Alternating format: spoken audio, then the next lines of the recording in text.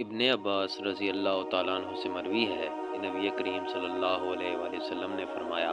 کہ اللہ تعالیٰ نے جمعرات کے دن آسمان پیدا فرمایا اور جمعہ کے دن ستارے، چاند، سورج اور ملائکہ پیدا فرمائے، یہاں تک کہ 3 ساعت باقی رہ گئیں تو پہلی ساتھ میں موت کے اوقات مقررہ، کون کتنا وقت زندہ رہے گا اور کب مرے گا پیدا فرمایا، دوسری ساتھ میں نفع مند چیزوں پر آنے والی آفات کو پیدا فرمایا اور انہیں جنت میں ٹھکانہ عطا فرمایا اور ابلیس کو سجدہ کا حکم دیا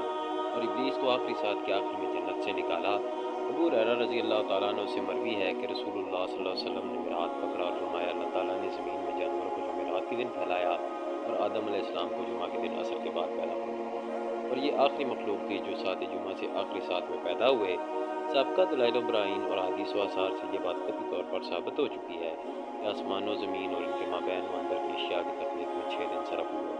اور اب 6 دنوں میں سے ہر دن دنیا کے اعتبار سے 1000 سال کا تھا، لہذا کل مدت 6000 سال ہو گئی، اور یہ بھی حدیث کے حوالے سے ماقبل میں گزرا کہ قلم و تقدیر کی تخلیق اور آسمان و زمین کے ابتدائی خلق کے درمیان 1000 سال کا فصل ہے۔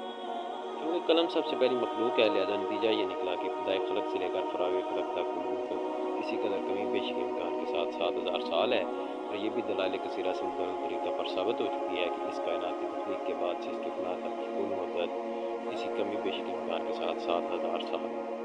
تو ان مقدمات کی روشنی میں یہ کہنا درست ہے کہ اس کائنات کی ابتدائی خلق سے فنا خلق تک کی کل مدت باعتبار دنیا کے 14000 سال ہے اور عالم آخرت کے اعتبار سے 14 دن ہے فقط، اور اس کائنات کے فنا کی صورت کے بعد صورتحال دوبارہ اسی طرف لوٹ آئے گی جو کہ اس کائنات کے بننے سے پہلے تھی۔ صرف اللہ تعالیٰ کی کریم و عزیز ذات ہے جو کہ قدیم و لازوال ہے،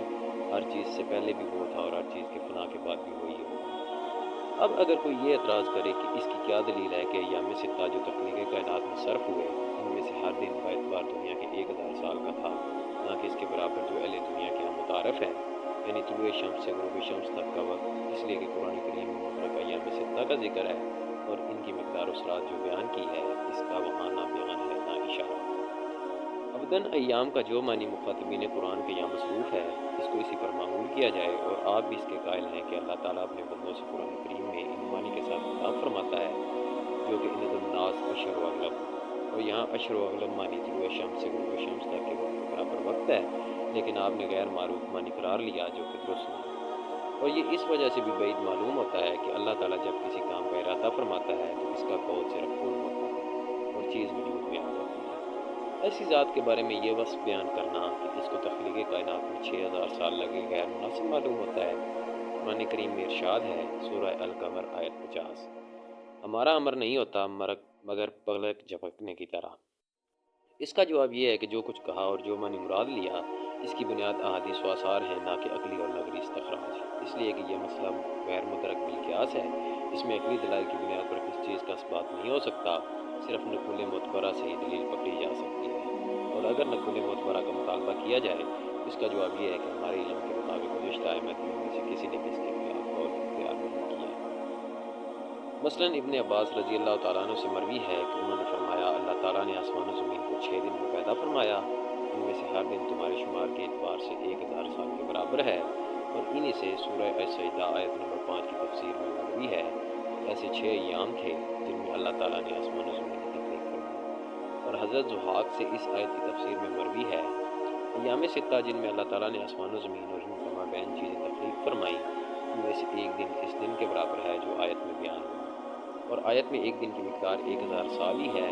اور حضرت ضحاک سے سورہ ہود آیت نمبر 7 کی تفسیر میں مروی ہے کہ ایام آخرت میں سے ہر یوم 1000 سال کے برابر ہے۔ اللہ تعالیٰ نے ابتدائی خلق بروز اتوار فرمائی اور بروز جمعہ سب مخلوق کو جمع فرمایا۔ حضرت کعب سے مروی ہے کہ اللہ تعالیٰ نے آسمان و زمین کی تخلیق کا آغاز فرمایا، اتوار، پیر، منگل کو، جمعرات کو اور جمعہ کے دن اس سے فراغت ہوئی۔ حضرت مجاہد سے بھی یہی منقول ہے کہ ایام ستہ میں سے ہر دن تمہارے شمار کے اعتبار سے 1000 سال کے برابر تھا، اور سائل کا یہ کہنا ہے کہ اللہ تعالیٰ کی شان تو یہ ہے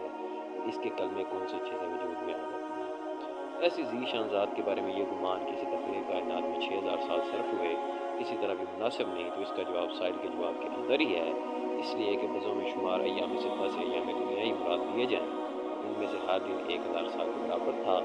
یہ اشکال اس وقت بھی بدستور رہے گا، پہلے نظر کا اس میں اختلاف ہے کہ دن اور رات میں سے برقرار تخلیق کے کون مقدم ہے۔ بعض فرماتے ہیں کہ اللہ تعالیٰ نے رات کو دن سے پہلے بنایا اور اپنے قول پر اس سے استدلال کرتے ہیں کہ شمس جب غائب ہو جائے اور اس کی روشنی چلی جائے تو رات اپنی تاریکیوں کے ساتھ عدول کرتی ہے، جس کی روشنی جب تک باقی رہے اس کا نام نہار یعنی دن ہے، اور اس کے چلے جانے کا نام لیل یعنی رات ہے۔ معلوم ہوا کہ شمس کی روشنی رات پر وارد ہوتی ہے اور رات اس سے پہلے ہی وجود ہوتی ہے، لہذا ثابت ہوا کہ رات دن پر مقدم ہے۔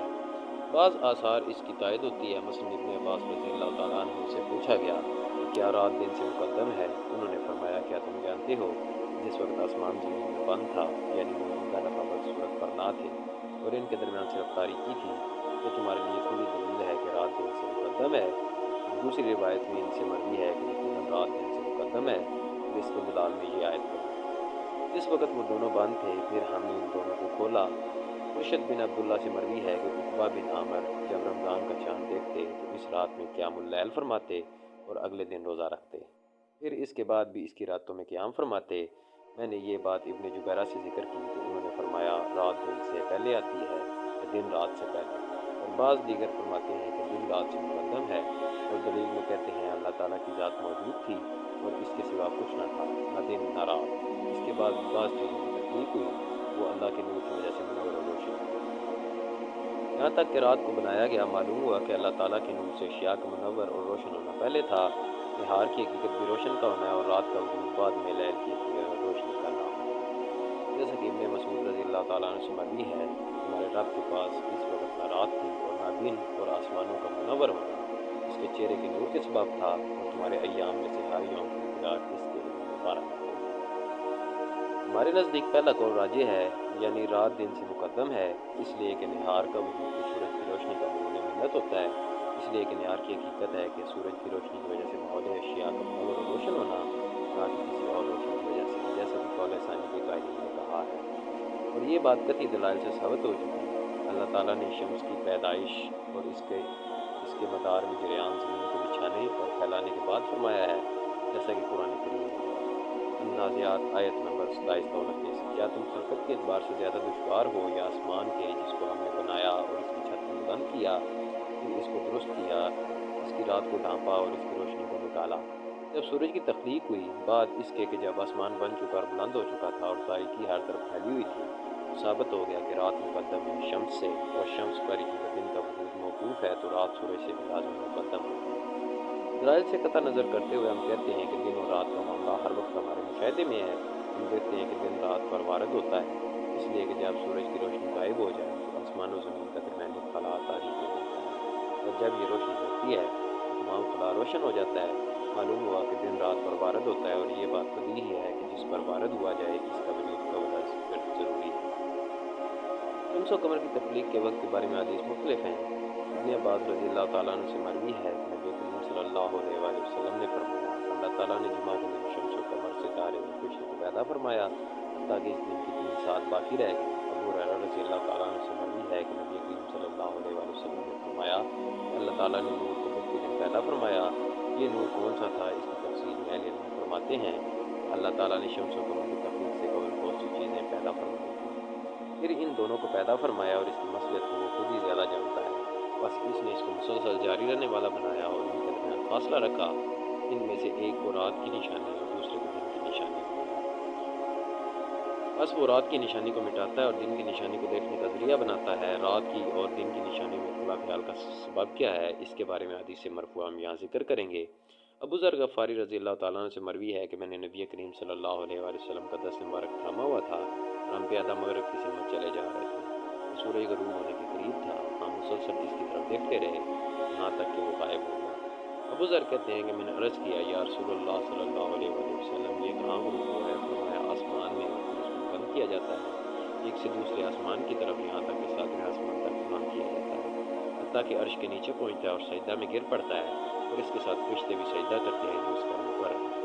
پھر یہ کہتا ہے کہ اے میرے رب آپ کہاں سے مجھے طلوع ہونے کا حکم فرماتے ہیں؟ غروب کی جگہ سے یا طلوع کی جگہ سے؟ باری تعالیٰ کے قول والشمس تحوی لمستقر لها من ذلک سے رب العزت سے پگڑیوں تک کی شاہکار کی طرف اشارہ ہے۔ نبی کریم صلی اللہ علیہ وآلہ وسلم نے اسے سلسلہ کلام جاری رکھتے ارشاد فرمایا کہ حضرت جبرائیل علیہ السلام ایک جبہ نما لباس سورج کے پاس لاتے ہیں جو عرش کے نور سے روشن ہوتا ہے اور 7 دن کی مقدار پر انداز ہونے کی صلاحیت رکھتا ہے، جس کی وجہ سے موسم گرما میں دن لمبا، موسم سرما میں چھوٹا اور موسم خزاں بہار میں مشغول رہتا ہے تو جبہ نما لباس سورج کو اس کی طرف پہنایا جاتا ہے، جس طرح تم میں سے کسی آدمی کو لباس پہنایا جاتا ہے۔ پھر سورج اسی حالت میں فضائے آسمانی پر پہنچتا ہے اور اپنے طلوع ہونے کی جگہ سے طلوع ہوتا ہے، اور فرمایا کہ قرب قیامت کو عرش کے نیچے سورج کو 3 راتوں میں باقاعدہ روکا جائے گا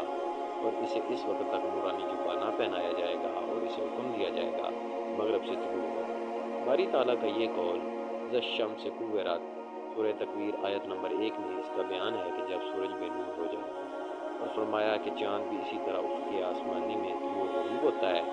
اور اسی طرح 7ویں آسمان تک بلند ہوتا ہے۔ عرش کے نیچے پھرنا، سجدہ کرنا، اجازت طلب کرنا وغیرہ بھی ہوتا ہے، لیکن جبرائیل علیہ السلام اس کے لیے جو جبہ لے کر آتے ہیں اس کی روشنی اللہ تعالیٰ کی کرسی کے نور کے سبب ہوتی ہے، اور قرآن کریم میں اسی فرق کی طرف اشارہ ہے۔